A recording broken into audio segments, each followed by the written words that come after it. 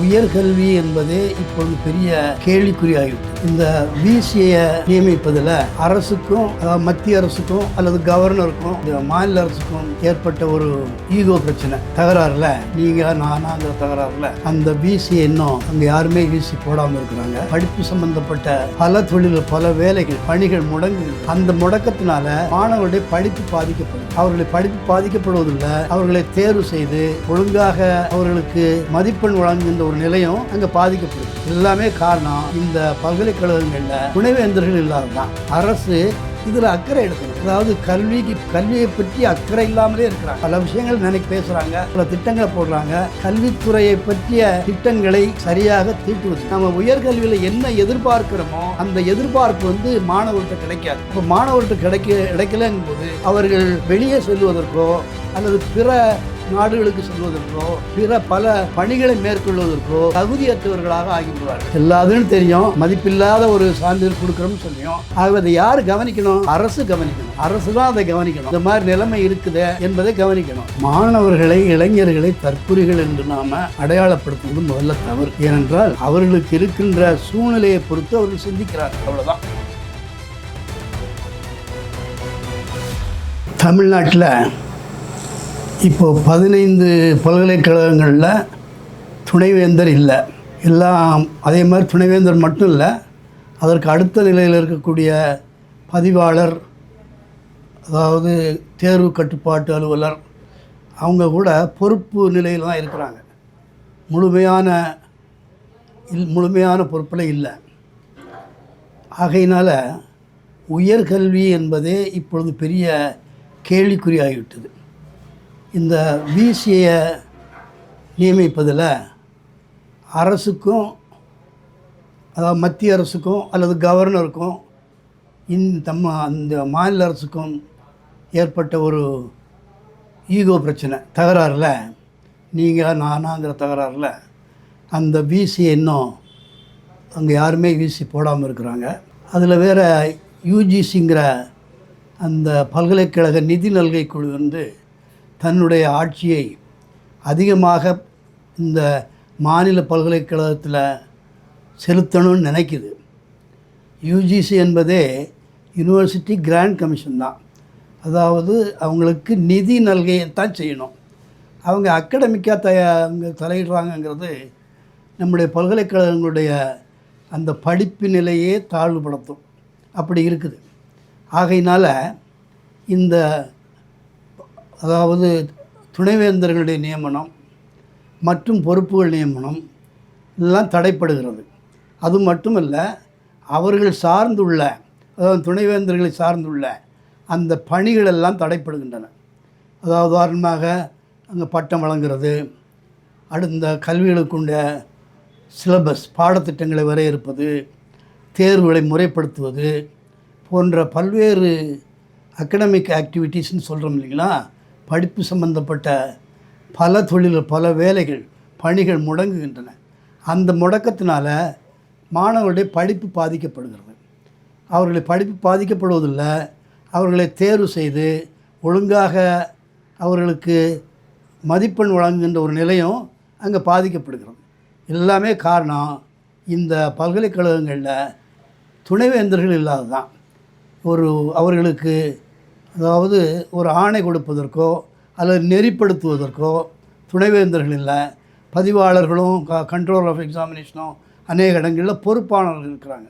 அவர்களும் ஏதோ தன்னுடைய காலம் கழிந்தால் போதும் அப்படிங்கிற நிலைமையில் இருக்கிறாங்களே தவிர அங்கே தேவைக்கு ஏற்ப இந்த மாணவர்களை வழிநடத்துவதற்கு பல்கலைக்கழகத்தை வழிநடத்துவதற்கு உண்டான அறிவுரைகளையோ திட்டங்களையோ தீட்டுவதற்கு தயாராக இல்லை. இதனால் மாணவருடைய படிப்பு பாதிக்கப்படுகிறது மட்டுமல்ல, எதிர்காலத்தில் மிக சீரழிந்து விடுகிறது.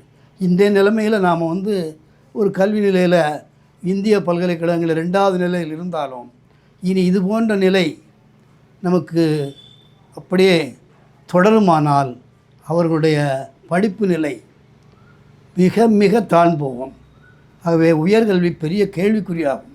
உயர்கல்வி எல்லோருக்கும் எல்லாம் கிடைக்கக்கூடிய ஒரு நிலை மாறி உயர்கல்விக்கே போக முடியாத நிலை இருக்கும். கிடைக்கிற உயர்கல்வியும் தரமற்றதாக தரம் தாழ்ந்ததாக நமக்கு ஆக்கிவிடும். இதுதான் இன்னைக்கு நிலைமை இருக்கிறது.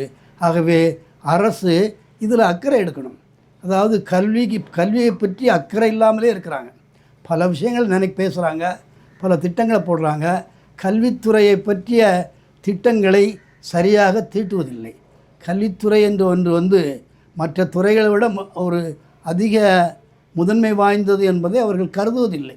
அது ஒரு பெரிய நம்முடைய ஒரு என்ன சொல்கிறதுனா ஒரு இழிவான ஒரு மோசமான ஒரு ட்ராபேக்னு சொல்லலாம். ஆகவே அரசு அதை கவனிக்கணும். அது அவர்களுடைய இந்த உள்ள அரசியல் பிரச்சனைகள் எல்லாம் தள்ளி வச்சுட்டு அந்த கல்வி நிலையங்களை அதை மேம்படுத்துவதற்கு, தரப்படுத்துவதற்கு, இருக்கிற நிலையாவது சரியாக ஆக்குவதற்கு அரசு நிச்சயமாக முயற்சி எடுக்க வேண்டும். அதுதான் என்னுடைய கோரிக்கை. இதே நிலை தொடர்ந்தால் தமிழ்நாட்டு மாணவருடைய எதிர்காலம் என்னவாகும், எப்படி மாறி போயிடும் கேட்குறேன். இதே நிலை இப்படியே இருந்தோம்னா கல்லூரிகளுடைய நடைமுறைகள் எத்தனையோ இருக்குது. நடைமுறையில் அதையெல்லாம் திட்டம் தீட்டுவதற்கு யாரும் இருக்க மாட்டாங்க. அப்போது ஏதோ போகிறாங்க, இருக்கிறாங்க, அப்புறம் படிக்கிறாங்க, வெளியே வராங்க அப்படிங்கிற அளவில் தான் இருக்குமே தவிர நம்ம உயர்கல்வியில் என்ன எதிர்பார்க்குறோமோ அந்த எதிர்பார்ப்பு மாணவர்கள்ட்ட கிடைக்காது. அப்போ மாணவர்கள்ட்ட கிடைக்கலங்கும்போது அவர்கள் வெளியே செல்வதற்கோ அல்லது பிற நாடுகளுக்கு செல்வதற்கோ பிற பல பணிகளை மேற்கொள்வதற்கோ தகுதியற்றவர்களாக ஆகிவிடுவார்கள். ஏதோ பட்டம் மட்டும் இருக்கும், மற்றபடி அவர்கிட்ட ஒன்றுமே இருக்காது. ஒரு பட்டம் இருக்கலாம், ஒரு சர்டிஃபிகேட் இருக்கலாம், ஒரு சான்றிதழ் இருக்கலாம். வேறு அவர்கள் எந்த விதமான பயனற்றவர்களாக பயனற்ற மக்களாக இருப்பார்களே தவிர மற்ற வேறு எதுவும் நல்ல குடிமக்களாக, நல்ல தேவையானவர்களாக, படித்தவர்களாக, இந்த நாட்டுக்கு பயன் தருகின்ற முறையில் பணியாற்றுவர்களாக நிச்சயமாக இருக்க மாட்டார்கள். இப்போ பொதுமக்களுடைய பார்வையிலேருந்து கேட்குறேன். இப்போ துணைவேந்தர் தான் மாணவருடைய சர்டிஃபிகேட்டில் கையெழுத்து போடணும்.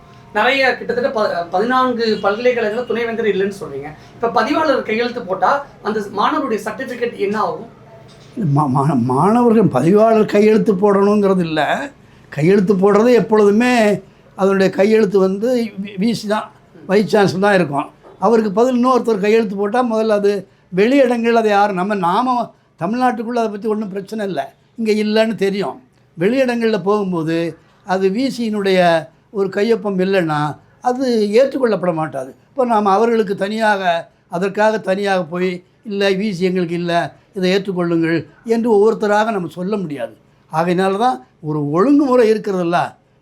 பல்கலைக்கழகம்னா அதுக்கு தலைமை என்பது விசி தான், அதாவது வைஸ் சான்சலர், துணைவேந்தர். அவர் தான் கையொப்பமிட வேண்டும். அதுதானே உலகம் முழுவதும் உள்ள நடவடிக்கை. அந்த நடவடிக்கையை புறம்பாக நாம் இருந்தோம்னா அந்த சான்றிதழ்கள் செல்லாத, அவ்வளோதான். அது ஏதோ ஒரு பேப்பர் தானே தவிர செல்லாது. இப்போ சொல்லிட்டீங்க, துணைவேந்தர் தான் கையெழுத்து போடணும், பதிவாளர் கையெழுத்து போட்டால் வெளி மாநிலத்திலையும் வெளிநாட்டிலையும் அந்த ஸ்டூடெண்டுடைய சர்டிஃபிகேட் செல்லாதுன்னு சொல்கிறீங்க. செல்லாதுன்னு தெரிஞ்சுக்கிட்டு எப்படி ஒரு பதிவாளர் கையெழுத்து போட முடியும்? மாணவர்கள் எதிர்காலமே கேள்விக்குறி ஆயிரும் அப்படின்னு நினச்சிக்கிட்டு தெரிஞ்சுமே ஏன் விசிஏ இன்னும் பல்கலைக்கழகம்? அதுதான் பிரச்சனை. இப்போ நீங்கள் கேட்குறது தான் பிரச்சனை. என்னென்னா செல்லாதுன்னு தெரியும், மதிப்பில்லாத ஒரு சான்றிதழ் கொடுக்குறோம்னு சொல்லியும். ஆகவே அதை யார் கவனிக்கணும்? அரசு கவனிக்கணும். அரசு தான் அதை கவனிக்கணும். இந்த மாதிரி நிலைமை இருக்குதே என்பதை கவனிக்கணும். ஆகவே இவ்வளவு நாளும் ஒரு பல்கலைக்கழகங்களில் துணைவேந்தர் இல்லாமல் இருந்தால் அந்த பல்கலைக்கழகங்களுடைய ஒரு செயல்பாடுகளே முடங்கி இருக்கும். எதுவுமே அதான் ஆசிரியர்கள் வருவாங்க போவாங்க, மாணவர்கள் வருவாங்க போவாங்க என்பதை தவிர அங்கே படிப்பு சம்பந்தமாக, கல்வி சம்பந்தமாக எதுவுமே நடக்காது. ஆகவே அதை கவனிப்பதற்கு நமக்கு அரசு தான் முயற்சி எடுக்கணும்.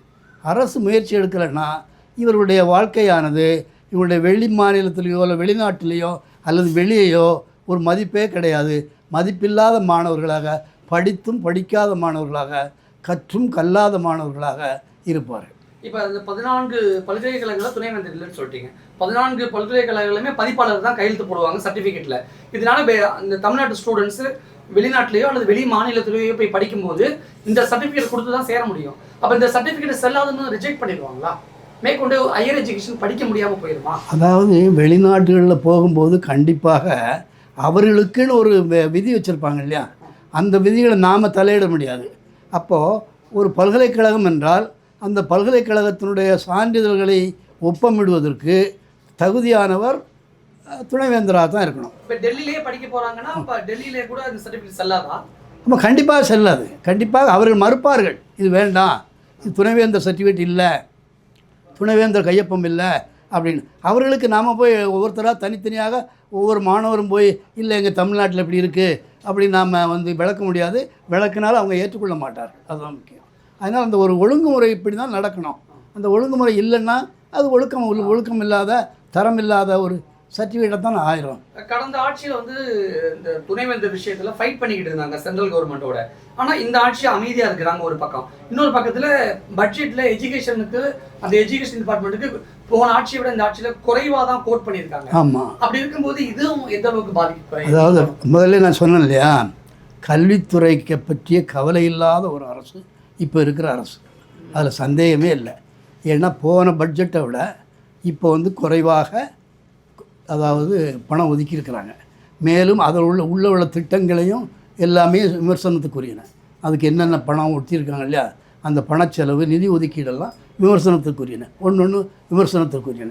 ஆகவே அரசு கல்வித்துறையை ஒரு துறையாக நினைக்கிறதா என்பதை பற்றியே நமக்கு சந்தேகமாக இருக்குது. ஆகவே தான் அதை பற்றியே கவலைப்படாமல் இந்த அரசு இருக்கிறது. ஆகவே அரசு அது முயற்சி செய்யணும், முயற்சி அதை எடுக்கணும். அது தன்னுடைய கல்வித்துறை என்பது மற்ற துறைகளை விட சிறந்ததாக இருக்கணும். ஏன்னா இது எதிர்கால ஒரு மனித வளத்தை மூலதனமாக்குவது. அது மனித வளத்தை மூலதனமாக்குவதற்கு அங்கே நமக்கு மிகுந்த வாய்ப்பளிப்பது கல்வி தான். ஆகவே அந்த கல்வியை அரசு கவனிக்கணும். உடனே அவங்களுக்கு ஒன்று பயன் இருக்கிற மாதிரி தெரியாது. வருங்காலத்தில் நம்முடைய சமுதாயமே, இளைஞருடைய சமுதாயமே இருண்டு போகும். இப்படியே போனுச்சுன்னா தமிழ்நாட்டு இளைஞர்களுடைய அந்த எஜுகேஷன் நிலை என்னவா இருக்கும்? எப்படிப்பட்ட ஒரு சூழலுக்கு போய் மாணவர்கள் தள்ளப்படுவார்கள்? எப்படிப்பட்ட சூழலுக்கு தமிழ்நாடு தள்ளப்படும்? அதாவது மாணவர்களுக்கு எந்த அளவுக்கு விழிப்புணர்வு இருக்கிறது என்பது கொஞ்சம் கேள்விக்குறி தான். அதாவது பொது நிலையில் மாணவர்கள் சிறந்ததாக இருக்கலாம். ஆனால் தன்னுடைய அந்த அரசியல் நிலையை பார்த்தோம்னா, இந்த அரசியல் நிலையில் எப்படியோ ஒரு 35% வாங்கி இந்த ஆட்சிக்கு வந்தவர்கள் எல்லாம் இளைஞர்களால் வந்தான்னு சொல்கிறாங்க. அந்த இளைஞர்களெல்லாம் அரசியல்படுத்தப்பட்டு வந்தார்களா அப்படிங்கிறது சந்தேகமாக இருக்குது. இப்போ எனக்கு தெரிஞ்ச அளவில் அறிஞர் அண்ணா அவர்கள் ஆட்சிக்கு வருவதற்கு முன்னால் தன்னுடைய திராவிட நாடுங்கிற ஒரு பத்திரிகையில் வாரம் வரும். ஒவ்வொரு வாரத்திலையும் அரசியல் தொடர்பான கட்டுரைகளை எழுதுவார், அரசியல் தொடர்பான அறிவுறுத்தல்களை சொல்லுவார், உலக அரசியலை பற்றி சொல்லுவார். மாணவர்களுக்கு அந்த அரசியல் விழிப்புணர்வு மட்டுமில்லை, அரசியல் அறிவு வேணும். விழிப்புணர்வு ரெண்டாவது. ஆகவே அரசியல் அறிவில்லாமல் வருகின்ற மாணவர்களால் அந்த சமுதாயம் எப்படி இருக்கும்? அரசியல் அறிவு இல்லைன்னா அதாவது நிர்வாகம் சீரழிந்து போகும். அதாவது அந்த எல்லா விதமான ஒரு துறைகளிலும் அந்த அதாவது என்ன சொல்ல, ஒரு பலகீனப்படும் எல்லா விதமான துறைகளும். அது எல்லாமே காரணம் கல்வி தான். கல்வியை ஒழுங்குபடுத்தவில்லை என்றால், அதற்கு இந்த அரசு சரியான ஒரு முயற்சி எடுக்கவில்லை என்றால் மிக மிக தாழ்ந்த அல்லது ஒரு குழப்பமான ஒரு சமூகத்தை தான் எதிர்காலத்தில் நம்ம பார்க்கணும். இந்த நிலை இப்படியே தொடர்ந்தா இந்த ஆட்சி இந்த 5 வருஷம் முடிக்கிறதுக்குள்ள எஜுகேஷனில், ஹையர் எஜுகேஷனில் தமிழ்நாடு எத்தனாவது இடத்துக்கு தள்ளப்பட வாய்ப்பு இருக்கு? அது நம்ம அப்போ சொல்ல முடியாதுல்ல. இப்போ அவங்க எந்த அளவிற்கு நம்ம வந்து ஊக்குவிக்கிறார்கள். இப்போ அநேக பேர் சொல்கிறாங்க, இப்போ கல்வியில் சரியான கவனம் இல்லைன்னு சொல்கிறாங்க. இதை அரசு ஏற்றுக்கொள்ள வேண்டும். அதை ஏற்றுக்கொண்டு என்னென்ன படிப்பினைகளை எடுத்துக்கொண்டு என்னென்ன திட்டங்களை தீட்ட வேண்டும், அது மாதிரி இருந்ததுன்னா சமுதாயத்தை முன்னேற்றலாம். இல்லைன்னா இதே மாதிரி சமுதாயம் மாணவர்கள் ஒரு அரசியல் அறிவில்லாதவர்களாக, அரசியல் விழிப்புணர்வு இல்லாதவர்களாக, சமுதாய பரிவு இல்லாதவர்களாக வருவார். சமுதாயம் முக்கியம். இந்த அரசியலிருந்து வரதான் சமுதாயம். அந்த சமுதாய பரிவே அவர்களுக்கு இருக்காது. எல்லோருமே ஒரு சுயநலவாதியாக தான் உண்டு, தான் சாப்பாடு உண்டு அப்படிங்கிற ஒரு மனித வாழ்க்கை இல்லாமல் வேற ஒரு தன்மையான ஒரு வாழ்க்கையை தான் வாழ்ந்து கொண்டு இருப்பார்கள். படிப்பு அப்படிங்கிறது ஒரு மனிதனுடைய சுய சிந்தனையை மேம்படுத்த பயன்படும். ஆனால் இப்போ இருக்கக்கூடிய நிறைய இளைஞர்கள் வந்து தற்கூரி அப்படிங்கிற பேரில் நிறைய பேர் திட்டிக்கிட்டு இருக்காங்க.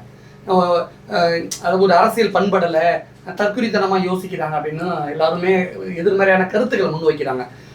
இதே தருணத்தில், இதே நேரத்தில் கல்வியிலையும் இதே நிலைமை தான் தொடருது அப்படின்னா ஒட்டுமொத்த தமிழ் சமூகமே பாழ்பட்டு போயிடும் அப்படிங்கிற மிகப்பெரிய ஒரு அபாயகரமான சூழல் கண்ணு முன்னாடி உருவாகிக்கிட்டு இருக்கிறத நம்மளால பார்க்க முடியுதுல்ல.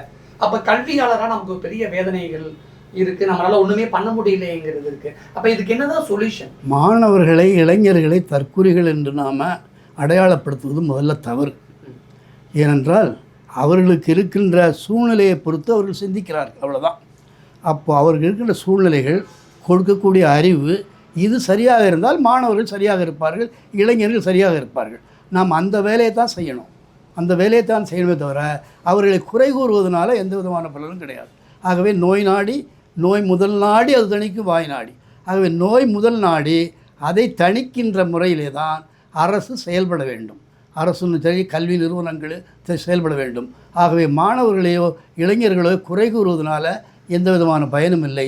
அவர்கள் குறை எதனால் ஏற்படுகிறது என்பதை அறிந்து அதை சரி பண்ணுவதற்கான நம்முடைய கல்வி திட்டங்கள் இருக்கணும், அரசனுடைய செயல்பாடுகளும் இருக்கணும். மாணவர்களை கல்வி கற்பிக்க கூடாது அப்படின்னு நடக்கக்கூடிய ஒரு அரசியல் வாரா, அல்லது மாணவர்கள் அரசியல் மயப்படக்கூடாது அப்படிங்கிறதுக்காக தடுக்கக்கூடிய முயற்சியா மத்திய அரசுக்கும் மாநில அரசுக்கும் நடக்கக்கூடிய இந்த எஜுகேஷன் வார்? தமிழ்நாட்டை பொறுத்தவரையில் மாணவர்களை கெடுக்க வேண்டும், மாணவர்கள் படிக்கக்கூடாது அப்படின்னு எந்த அரசு நினைப்பதாக எனக்கு தெரியல. ஆனால் ஒன்றிய அரசில் சில திட்டங்கள், புதிய கல்விக் கொள்கைகள்லாம் வந்திருக்கு இல்லைங்களா, அந்த திட்டங்களை எல்லாம் கொஞ்சம் பார்த்தோம்னா, அதாவது ஒடுக்கப்பட்டவர்கள், தாழ்த்தப்பட்டவர்கள் எல்லாம் மேலே வரக்கூடாத ஒரு நிலையத்தான் புதிய கல்விக் கொள்கை இருக்குது. அதாவது 2020 வந்த கல்விக் கொள்கை. நம்முடைய மாநில கல்விக் கொள்கையும் முழுமையாக வரையறுக்கப்படவில்லை. அது ஏதோ மாநில கல்விக் கொள்கைன்னு போட்டாங்களே தவிர அதில் எல்லாமே அங்கே ஆராய்ச்சி செய்யப்படலை, எல்லாமே விவரமாக இல்லை. ஆகையினால் அந்த கல்விக் கொள்கை நமக்கு பெரிய இடர்பாடாக இருக்கிறது. அதை ஏற்றுக்கொள்வதாக இருந்தால் எந்த அரசாலும் நிச்சயமாக உயர்கல்வி ஒரு சாராருக்கு மட்டும்தான் போகும். ஒரு 50 ஆண்டு 60 ஆண்டுகளுக்கு முன்னால் இருந்தது மாதிரி ஒரு சாராருக்குத்தான் அந்த கல்வி போகும், பொதுமக்களுக்கான கல்வியாக இருக்காது. அதற்கு இன்றைய அரசியல் ரீதியாகவோ மிக விழிப்புணர்வு இருக்க வேண்டும் என்பதுதான் கருத்து. இதுக்கு முடிவு தீர்வு என்ன சார்? தீர்வு எல்லாமே நம்ம அரசியலில் தான் இருக்குது, அரசிட்ட தான் இருக்குது. மக்கள் அதாவது ரொம்ப ஏதாவது ஒரு பெரிய குழப்பமான நிலையில் தான் மாணவர்கள் எல்லாமே, மக்கள் எல்லாமே வாழ்வாங்க. பெரிய குழப்பம் இருக்கணும். இப்போ எப்படி நமக்கு நீட் தேர்வை பற்றி டெல்லியில் வந்தது மாதிரி ஒரு பெரிய குழப்பம் வந்து இல்லைங்களா, அதை மாதிரி ஒரு குழப்பமான நிலையில் மாணவர்கள் வருகின்ற போது அரசுகள் எந்த அரசாக இருந்தாலும் அவர்கள் தூக்கி எறியப்படுவார்கள். அந்த அளவிற்கு நம்ம மாணவர்களுடைய எழுச்சியை அவர்கள் நம்மை அடக்குவார்கள், அடக்க வேண்டிய நிலையை நாம் உருவாக்கக்கூடாது. அந்த மாதிரி அவர்கள் கிளந்தெறிந்து அரசுக்கு எதிராக போராடுகின்ற ஒரு நிலை தமிழ்நாட்டில் வரக்கூடாது என்று நான் கருதுகிறேன். அது அரசு அது உரிய நடவடிக்கை எடுக்கும், பார்க்கும் என்று கருதுகிறேன். இன்றைய அரசு பல திட்டங்களை தீட்டுகிறார்கள். நாம் என்னமே மத்திய அரசு அல்லது ஒன்றிய அரசுன்னு சொல்கிறோம் இல்லைங்களா, அவர்களுடைய அந்த நிலை, அவர்களுடைய நிலையைத்தான் நாம் வழிகாட்டியாக கொள்கிறோம். நமக்குன்னு ஒரு வழிகாட்டி இருக்கிறதாக தெரியல.